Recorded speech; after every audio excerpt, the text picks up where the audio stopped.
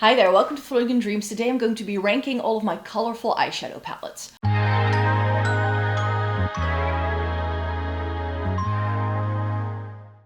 Welcome to everybody watching today. Thank you so very much for joining me. Today I'm going to be ranking all of my colorful eyeshadow palettes. And what I mean by colorful eyeshadow palettes is everything that is not a neutral that I haven't featured yet this year in any of my other colorful palette rankings. I already ranked all of my bright colorful palettes, my purples, my greens and blues, and I already did a grungy palette ranking, but I realized I have other colorful palettes in my makeup collection that I feel I also wanted to rank for you. So this is sort of like the leftovers that didn't really nicely fit into any of those other categories, or maybe because they came in a little bit later than I did some of those rankings early in the year.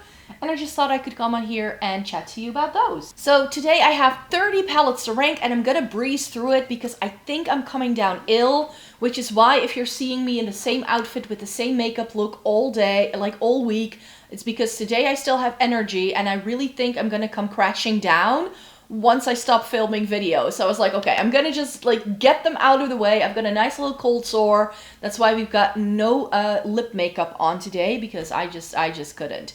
But I still had energy and I'm feeling pretty okay, but I can feel the headache coming in. So I just want to breeze through these. We're going from 30 to 1.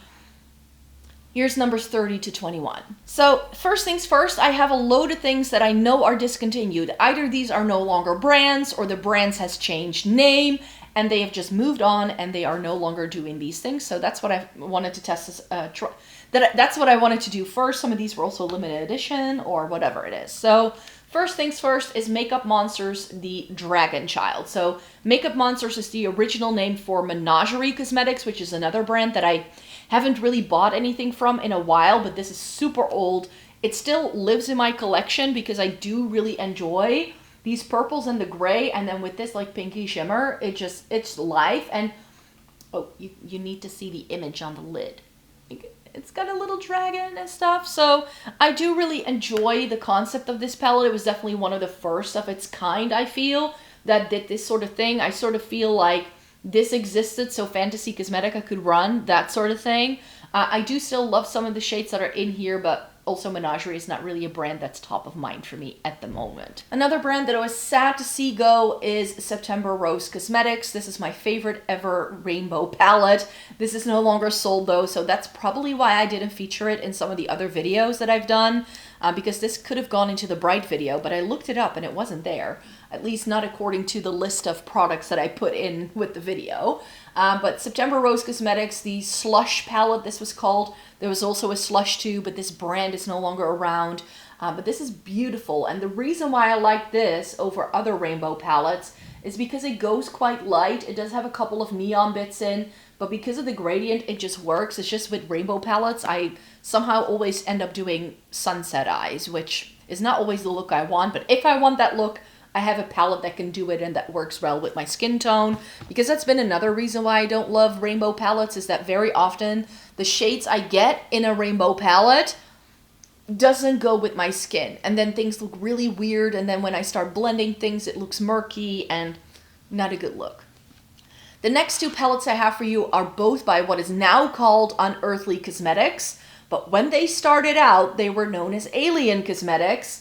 And they did these two things. This is the Fairy Frolic and the Serendipity palette. That's what these were called originally. I believe they have been reworked and renamed over time. I believe this was called the Poison Apple later on. But this is what Unearthly used to do. But I still like these palettes. Another reason why I didn't put them in any of my other videos, I'm sure. But you know, it is still colorful. It's not super grungy. It's not super bright. It's sort of in between, so that's why I don't reach for a lot, but there are a couple of really good shades. Like this red is one of the best reds I have in my collection. The Fairy Frolic falls into a slightly murkier, colorful category. It's sort of like borderline neutral, and I kind of feel like the original Fall Magic that I have is very similar to this, which is another reason why I don't always reach for this, but this is beautiful. It's a very good fall palette, I feel. and it just has a couple of really stunning shades in, which is why I still have it. Then a brand that's no longer with us is Limecrime, and I still have a couple of Limecrime palettes in my possession. I did put one of them that was my favorite in a makeup memory box, the Immortalis. I really enjoyed that, but these are the big guys. The Venus XL, I think I actually want to use this in November. I need to whip out some berries, I know. And this is berries, which they could go with warm tones, but I just feel like they're more colorful. So a lot of my pink tones and berries ended up in this video today because I was like, might as well. This could have also been in my rosy tone palette, I now think. I don't think I put it in there though. So this is sort of like just the video to sort of make sure I did all of those things. So that by the end of the year, I will have ranked all of my palettes in one of these videos, you could say. But yeah, this is beautiful. It's I always called it the Mono Renaissance on steroids when it was still available. So it gives you very similar shades to what the ABH Mono Renaissance had to offer, but then just more of it. And I really enjoyed this better than I did the Mono Renaissance in the end. And then another palette that sort of walked so another brand could run, Venus XL, the #2 version, which looks super bright and colorful. And then they gave us this, which is why a lot of people dislike this palette, because the packaging wasn't delivering what it promised to do. But can you see the similarities here? The other palette is coming up in a bit, but the Natasha Denona Retro Glam is very similar to this. I did a comparison as a short back when both of these palettes were still available and the Retro Glam had just been out. But yeah, this just has an additional like 3 warm tones in, and that's the only true difference between the two. Some of the sage greens are a little bit light, but that's why it works with my complexion and why it has stood the test of time in my personal makeup collection. Then we come to some palettes that are a little bit more recent. The Frozen Kiss by Gourmand Girls. I really wanted to test this brand out, and so many people loved the Frozen Kiss last year. So when it was on sale on Monolith, I decided to like grab it and get it for myself. And this is beautiful. It's got some colorful things in. It's quite blue heavy though, which is, from like first glance, I didn't think it would be that blue, but I'm getting so many random shades that I feel don't mix and match really well together. This light turquoisey color doesn't go with anything. This sort of orangey shade, which is like the only neutral crease-like shade you're getting, doesn't really go. This murky green doesn't really go. This sort of plum shade doesn't really go. So undertone-wise, this doesn't really come together. I didn't love the shimmers. And for instance, these really nice brighter pops and darker pops we get, those were a little bit like batchy, and they kind of skipped when you tried to blend them. So I don't think Gourmand Girls is going to be my favorite formula, which is why this is so low down. Love love the color story. I love the way this looks. I just don't love the way it performs. I do really like this, but I had to go somewhere. The What's Up Beauty Geodes palette. This is really nice quality makeup. All of their makeup is made in Italy, so it's high quality because a lot of Italian-made makeup is really, really good, no matter what price point they're at. And I never know where to put this palette. Like, to me, it's not a neutral palette, even though it's 50% neutrals. But it does have some pops of colors in, so that's why I decided to put it in this video. And that's why I'm ranking it so low, because I'm not convinced it's a colorful palette. But for instance, you do get this brighter pop of mint green. This mustard yellow is really beautiful. And I love how this splits in like a sort of like warmish, around that mustard yellow sort of half. And then this pinky purple sort of half that we have here. Love it for that reason. And then in this part of the ranking, I have my Friday the 13th palette. This should have gone in the grungy palette video, but I had completely forgotten to select my Glam Light palettes for that video. So I do apologize, but here it is, because it does have color. You know, it's got reds, it's got blues, it's got greens, it's got some neutrals in. In my brain, this isn't like the grungiest of grungy palettes. It's actually quite vibrant once it goes into my lids. And I think it may have to do with my skin tone. I think if you have a warm undertone and if you have deeper skin, this is going to look very different on you, and it can actually look more grungy. But on me, it's just like brighter pops of color, especially like these greens here, and these like reds were actually pretty vibrant. Again, really good reds in here. And then of course we're going into pinks, as I said as well. The Mini Love by Natasha Denona. This is ranked a little bit higher because I do really rate the Natasha Denona formula. But to be quite fair, I never really reach for my Mini Love. These aren't the kind of pinks that I feel really suit me. So maybe I should like get rid of this at some point, but I don't know. It's small. It doesn't take up a lot of space. I could travel with it. It's just, especially because of this like pinky tone here. Like, this is the shade that throws me off. Everything else works. That was like numbers 30 to 21 or so. We're now moving into the top 20. Number 20 is going to go to Cosmic Beauty's The Lovers. This is a palette I didn't pick up myself. This was sent to me in PR by Monolith. I'm mentioning that website a lot here because I am affiliated with them, but I have also bought a lot of things through them myself before and after I've become affiliated with them. So it's a website I still use, but there is a code if you go into the description box if you're looking to purchase with 5% off. Today is their new drop as you're watching this video, so the code is currently not active, but it should be back on Wednesday, I've been told. So just so you know. The Lovers is really beautiful. It's just something that I wouldn't have picked for myself because it is also already so similar to other palettes I own that do the same thing. Once I started using it, I was like, yeah, this is a good palette. It's really beautiful. If you don't have these kind of shades yet in your personal makeup collection, there's a couple of warmer toned neutrals here. You get those bluey teals, some greens, and some pinky berry purpley things. It all goes together really well. These mix and match really well as well. Or you can just stick to those different color stories that we have, and that will work beautifully as well. There's a couple of multi-chromes in here, but not too many to make the palette super expensive. And the formula from Cosmic Beauty I feel is really easy to work with. But what throws me off most is that this is the only Cosmic Beauty palette that has a layout that's vertical, whereas all of their other ones are like this and open like this, which is my biggest pet peeve. It doesn't match the rest of the collection. Another What's Up Beauty palette that I have is the Dragon Eye. The What's Up Beauty bits were also sent in PR, by the way, just to be fully transparent here. This has a couple of multi-chromes in as well, and I feel this is just a little bit more colorful than the Geodes is, but that's one of the reasons why I enjoy What's Up Beauty.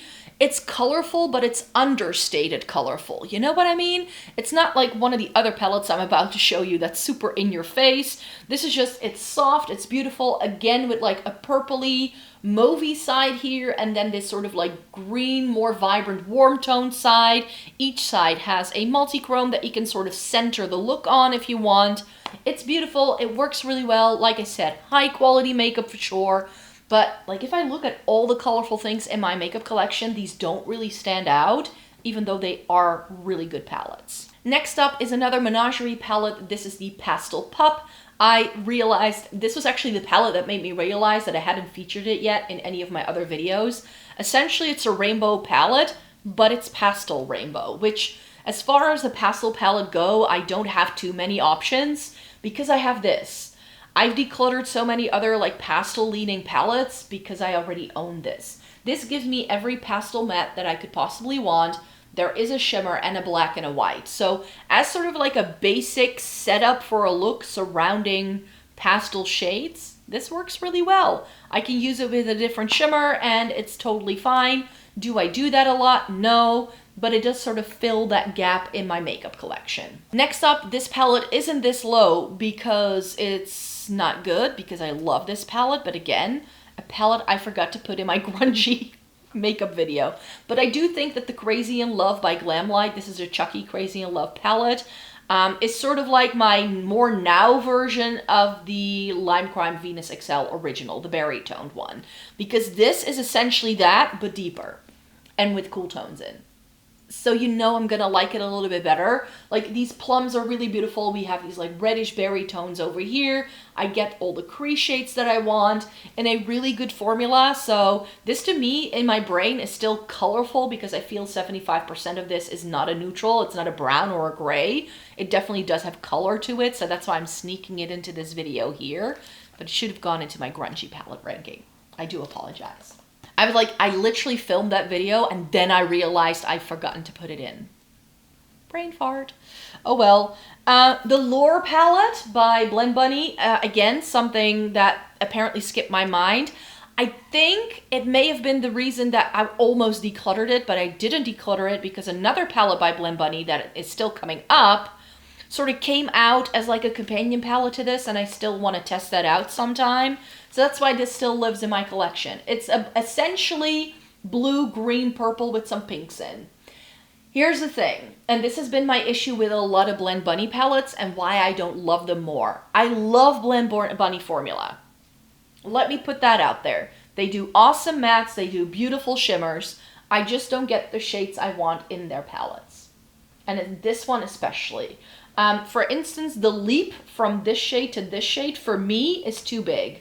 I cannot blend those two together. And the idea is that you get a gradient that sort of allows you to make it easy to blend, hence the name of the brand. This is the only shimmer in this palette that I truly enjoyed. This is warm toned, while the rest has a cool undertone, which also doesn't compute in my brain. So there were just too many issues here. And with Blend Bunny, I always want more shimmers because they do really good shimmers. It's just they don't do enough of them. Like I could have done, like, especially with that row, like I could have, like, just give me this or this and then give me another shimmer. That's what I really, really feel with this brand sometimes. It's beautiful, it gets the job done, but I have a lot of other blue, green, purple palettes in my lifetime, so and in my collection currently that I like better, so that's why this is a little bit lower, but I like the other palette better as well, because it has more shimmers, as you'll see in a sec. But before we get there, this guy, the Mini Retro by Natasha Denona. The big guy is still coming up. This is, of course, like pinky peaches with sagey green shades. I love this thing to pieces. I did buy this first and then get the bigger guy, but I wouldn't own this if I would have bought the bigger guy first, because I just feel that has more options and I like the pink tones in the big palette better than I do this, because these are more peach than they are pink. You know what I mean? So that's why I like the bigger version a little bit better for me personally, but it is Natasha Denona. I love her formula, and I'm keeping it around for that reason, even though these little guys by her, I don't use all that often. I also have some drugstore brands in here. Did you know that? But I did really enjoy this. I told you there were going to be pink tones in here. The Soft Peony by Catrice blew me away. I've tried, I think, almost every single palette that Catrice has done in this layout. When they initially launched, I did a video with the first 4 they launched, and some of those weren't the best because very often when I use them, like you can see it a little bit in this shade here and here, where you see those dark patches, they hard panned super quickly on me. Wasn't the best quality, but they've changed the formula and it's now better. And the Soft Peony is what I wanted. Like they did a Dusty Rose one, and that was really warm toned, and the pinks looked really weird on me. But this, the gray tones with the pinks, chef's kiss. It's really good. I just never got around to reviewing this, so this review is like still kind of pending. But I did like do a look with it and all that and tested it out. I was like, oh, this is actually really good. I just never got around to putting it in a review because I forgot. And then I have the other Blend Bunny palette. This is the Beauty Below. This is a lot heavier than the Lure palette because this is when they switched to magnetic pans, or maybe already slightly before it, but this is the first Blend Bunny palette that I have with the magnetic layout, which is fine. I don't need every single palette to be magnetic though, because I hardly ever pull palettes apart. I just kind of keep them as is. This is beautiful. This is giving me shimmers and mattes that go together beautifully. You essentially get 6 different quads in here. The only shimmer that was a bit questionable is this pink right here, but I can ignore it. It essentially looks the same as the matte that's right next to it because the shimmer isn't that shimmering. But everything is beautiful. I love this periwinkle quad is where it's at. It's exquisite. So this is giving me what I wanted the Lure to be. So I think my next declutter, the Lure is probably gonna go, so I can keep this one. But they make a pair, right? Because this is supposed to be like bright, colorful, happy mermaids, and then this is the creepy killing machine mermaid. That's why there's like skulls on the front. That was sort of like the intention, I believe, from the owner as well, that they sort of make a pair. So that's going to make it really hard for me to get rid of the Lure, even though that's not my favorite palette ever. But love that Blend Bunny palette, but I just liked other things better. So that's why it's just outside of the top 10. Just outside of the top 10. Another thing that's just outside of the top 10 is the pinky toned, is it called Jump for Joy? Jumping Life. The problem with Cheer Yet palettes is that they have a different name on every single palette website I look them up. But this is the pinky toned one. We get warm toned pinks on this side, cooler toned level pinks on this side. It's really beautiful. It's really soft. Last year, I was really trying to find a good KJC beauty palette that did really good pinks, because pinks are really big in Asian makeup, and this is the thing I settled for. And I'm not sure if you can see, but do you see that sheen on the packaging? It's really beautiful. It's not just like a plastic pink, but it has this really beautiful, almost holographic sheen to it. There's an attention to detail with this brand that I really appreciate. And yeah, I just really love them. I now have 3 of their palettes, and this is the pink tone one that I have. And this is my pink tone palette of choice, but there's one thing where I was like, I like their formula better, so that's why it's higher up. And finally, a very recent find for me is Bella Beauté Bar's Ocean Jewel. This is new in, so that's why I didn't make it, like I wasn't able to even put it in my other videos that I did earlier in the year, because I hadn't tried it yet. And that is my rule for rankings. I need to have tested out the palette in order for it to go into a video like this, because if I haven't tried it, then I can't rank it, you could say. But this is beautiful. There were a couple of shades, like this one here, that felt, no, where did it go? It's in the other corner here. That felt a little bit wet, and they did have, I had some issues with creasing.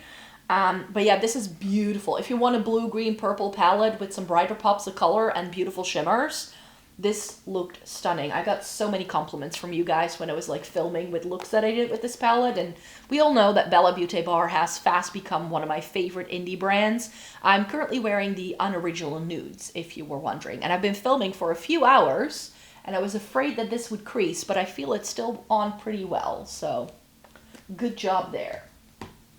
So that was numbers 20 to 11, and now we're getting to the top 10. Let's go. And number 10 is going to be the Après-Ski Chamonix. No, Chamonix Après-Ski. I always turn it around. By Nomad.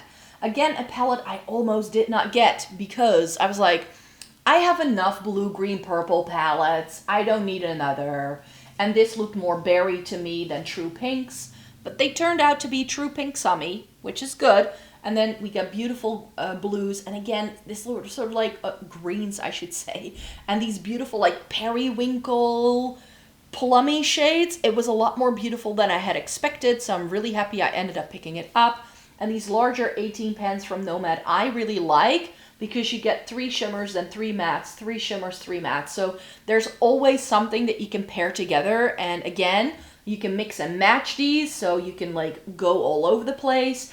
And then if I want sort of this vibe, because I feel this is giving off the same vibe as the Lovers palette from Cosmic Beauty, I would go with this, because I do find this formula really easy to work with as well, which is why they're really high up. Nomad Cosmetics does some really wonderful, colorful things, I feel.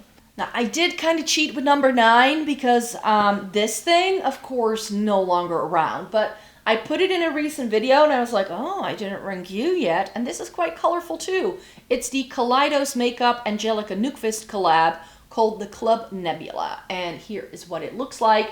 It has these like deeper tones in, but then also brighter pops of color. So that's why I never really know in what category to put it. Like, is this a grungy palette? No. But it's also not like a rainbow or like super bright or anything. Like, there's some murky shades in here that could be neutrals, you know? So it's just an odd one out, but it's a really good one. It's really special. It's good quality as well. So that's why it's so high up, because I just need to remember to use this more often. This is definitely a palette that's really high on the list for going back to in November, because I think it's going to be beautiful for that. Then number 8, Gloss Goth's Dancing Lights. This is Aurora Lights inspired. It sort of has pastely shades, but then also some multi-chromes and really intense shimmers in. Gloss Goths, we all know, I love them. I have a couple of their other colorful shimmering palettes that are all shimmer. Those were in a previous ranking. I did check that because I was afraid that they weren't, but this has some beautiful shades in. I just always struggle with these kind of turquoisey things. That just wasn't a huge success for me. This one was a little bit patchy actually, but the rest of the palette was really excellent. The thing with Gloss Goths is that they show that you can do really impactful shimmers and like multi-chrome things, but without hiking up the prices. This is a little bit bigger than their usual palettes are, so this is a little bit pricier for that reason, but their 12 pans are still around 40 euros, which I think is really reasonable for the quality you're getting. You're just not really getting very exciting packaging. That's the only thing you need to take into account. Next up is Pat McGrath's Utopian Dream. This is Mothership number 9. And I mentioned that there were going to be some pinky things in the top 10 because I like their formula better. I really enjoy Pat McGrath formula. They are one of my favorite brands when it comes to eyeshadow formula. But this thing, it's still top 10 because I love the formula so much and because I know what this gives once it's on the lids. It's just that these aren't really my shades. I did keep this one over the Divine Rose 2 because that really didn't work for me. I actually gifted that to someone else, but this is just, these two shades I just crave sometimes. And I really like this neutral, and then with this shade as well. I'm not a huge fan of these two, probably. Like, those are the only two shades I would skip. So there are shades in here that I really enjoy, but there are also a couple things that go like, nah, maybe not. And then number 6 is going to the Warlock by Fantasy Cosmetica. This is another brand I've already featured in so many of my rankings that fit this series, but this is just a bit of a out-of-the-way color story, you could say, for me. But I love the Fantasy Cosmetica formula, so again, that's why they're up this high, because if I compare it to everything else, some of the color stories I like better, but in terms of ranking things, I think formula is much more important than color story, because you can mix and match colors together. You can usually, like, pull something from another palette if it's not in the palette, so formula for me is more important in terms of ranking than color story very often, especially in a video like this about colorful shades.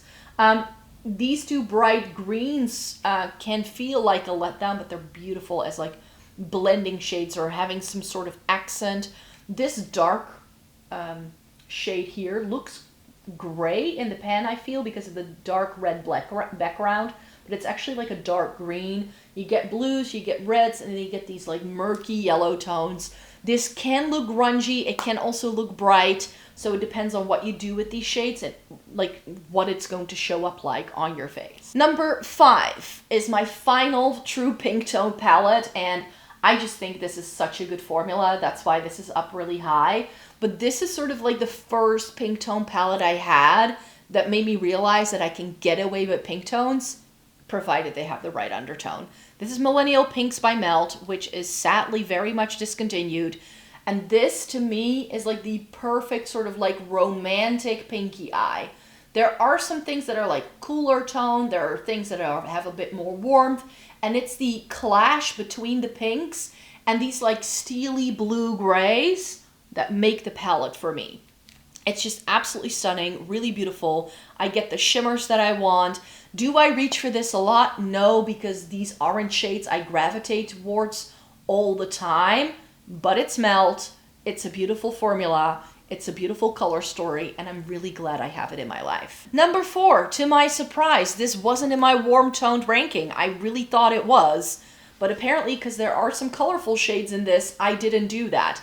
The Essence Welcome to Cape Town. Again, not sure you can still get this, but it's got teals, it's got greens, it's got an orange, it's got a yellow gold. It does have some neutrals in, so you could do a fully neutral look, but it's the teals, man. The teals for me are out of this world beautiful, and I still just love how the shades inside are reflected on the packaging. This is so good. This is some of the best eyeshadow Essence has ever done. Ever. But I think my top 3, it's gonna be clear. If you know anything about my eyeshadow palette collection, you'll know. This guy. Mercury Retrograde, Huda Beauty. Again, discontinued, but so good. So good. I actually saw this, somebody listed this in a TikTok video saying like, why don't brands do things like this anymore? Because everything we get is neutral, and I would agree, because this is such a good blend. Again, you get some rosy tones, you get some warm tone neutrals, you get some like other neutrals to set up the look, and then these brighter pops of color here at the top, but it's not like the neutrals you get in here go with the colorful shades. And for instance, this duochrome here, I mean, It's stunning. She's stunning. I know Huda Beauty has said no more big palettes, but the ones I have, I'm still going to hold on to because I love some of those things. That Rose Quartz palette, you know, you guys know about me that that's one of my favorites as well. I need to reach for them again though because I haven't gone back to a Huda Beauty palette in a while. Number 2 then. I told you it was still coming up. The Retro Glam by Natasha Denona. Is this still available?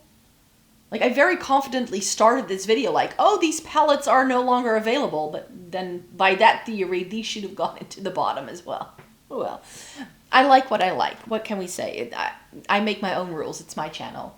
I do apologize if you find that annoying. But here is the Retro Glam. Yes, there are a couple of neutrally things in, but it's really only these 2 grays. Everything else has a greeny undertone in it as well. So I feel that especially if you compare them to other sort of neutrals, because I used to have all of my Natasha Denona palettes that I had mixed together to make my own color stories, because I don't love Natasha Denona color stories all that much, but then the I Need a Nude came out. I was like, oh, that's my perfect palette, and I put them all back together the way they came. But I realized as I had put like some of these grays and greens together in the palette that those undertones definitely go together really well, and it didn't really go very well with some of the undertones of other shades I had by the same brand. So there's definitely that. I love the greens in here. I like these pinks. It has so many good things. Again, a palette I need to reach for more often, but a palette like this, to me, it screams spring. So I probably will not be going back to it anytime soon, but I definitely need to use this again. Oh, and by the way, the reason why that's so high up, Natasha Denona makes my favorite eyeshadow formula.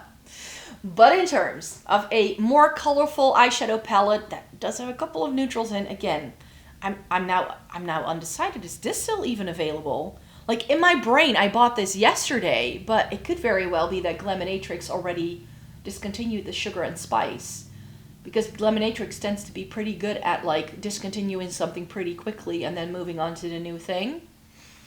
Could very well be, but this is one that I initially skipped on, and then I saw it in people's eyeshadow palette collections, and I snatched it up. I had to have it. We get pastels down the bottom, but we also get some shimmers in, some cooler toned neutrals in the middle, and then these really beautiful multi-chrome toppers. There's a little bit of color in them, and all of these shades pair so well.